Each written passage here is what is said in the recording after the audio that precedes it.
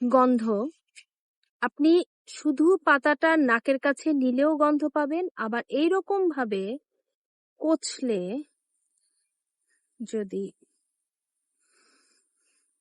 হাত এবং পাতা, তীব্র গন্ধ, সুগন্ধ বলবো, সুগন্ধ। গন্ধটা কেমন? অনেকটা পুদিনার মতো, কিছুটা অরিগ্যানোর মতো, আবার থায়াম পাতার মতো। এই ধরনের গন্ধ বা সুগন্ধ আমরা খাবারের মধ্যে পেয়ে থাকি, যেমন অরিগ্যানো, পুদিনা, এগুলো তো আমরা খাবারেই ব্যবহার করি। তাহলে গাছটা কিভাবে আমরা চিনব? এই যে গাছ, বৈজ্ঞানিক নাম হচ্ছে প্লেসথান্থাস অ্যাম্বনিকাস, এর প্রচলিত নাম হচ্ছে বন পুদিনা। এই যে বন পুদিনা, এই গাছটা আপনি চিনবেন কি করে? প্রথমে পাতাগুলো দেখেন, পাতাগুলো কিন্তু অল্প খাঁজ কাটানো হলেও প্রায় ডিম্বাকৃতির পাতা। পাতাগুলো ক্যামেরা ক্লোজ করে ধরলে বোঝা যাবে কিনা জানি না, পাতাগুলোও কিন্তু হালকা লোমশ, অর্থাৎ একটু লোমশ ভাব রয়েছে পাতার উপরে, আবার কাণ্ডেও এই যে লোমশ একটা রেখা কিন্তু দেখা যাচ্ছে। এমনকি পাতার ওপরেও কিন্তু লোমশ, এই যে ভাব, সাদা সাদা ভাব, এটা হচ্ছে লোমশ। মানে অনেকটা ভেলভেটের মতো দেখায় পাতাগুলোকে, সফট, এই যে এইরকম। এই গাছের মধ্যে প্রচুর পরিমাণে এসেন্সিয়াল অয়েল পাওয়া যায়, যেমন থাইমল, কার্ভাকল, টার্পিনাইন। এই এসেন্সিয়াল অয়েলগুলো আমরা সাধারণত যে জুই, বেলি, চন্দনের মতো যে সুগন্ধি বা পারফিউম তৈরিতে ব্যবহার করি তা কিন্তু নয়।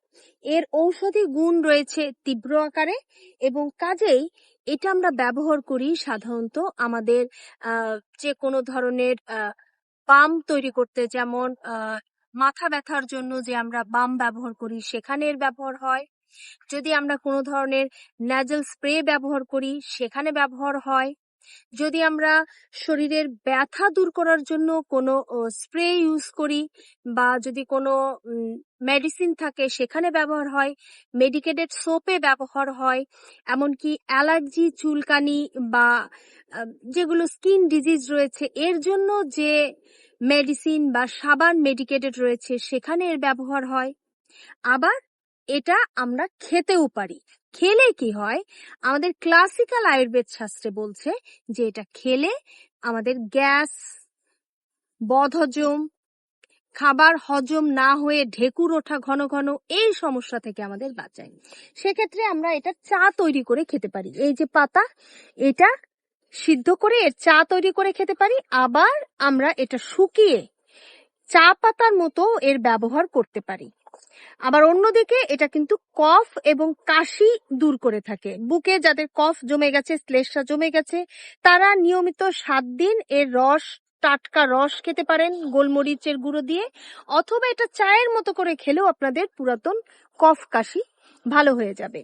তাহলে এই বন পুদিনাও আপনারা, এই যে প্রচুর পরিমাণে দেখুন এখানে অসংখ্য রয়েছে, একটু দেখুন অসংখ্য, মানে রাস্তার 2 ধারে ভর্তি।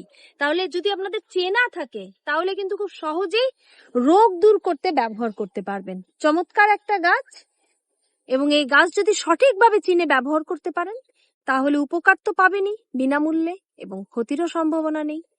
সবাই ভিডিওটি শেয়ার করে দেবেন যেন সবাই এটার খোঁজ পায়, নাগাল পায়। সবাই ভালো থাকবেন, সুস্থ থাকবেন। ধন্যবাদ।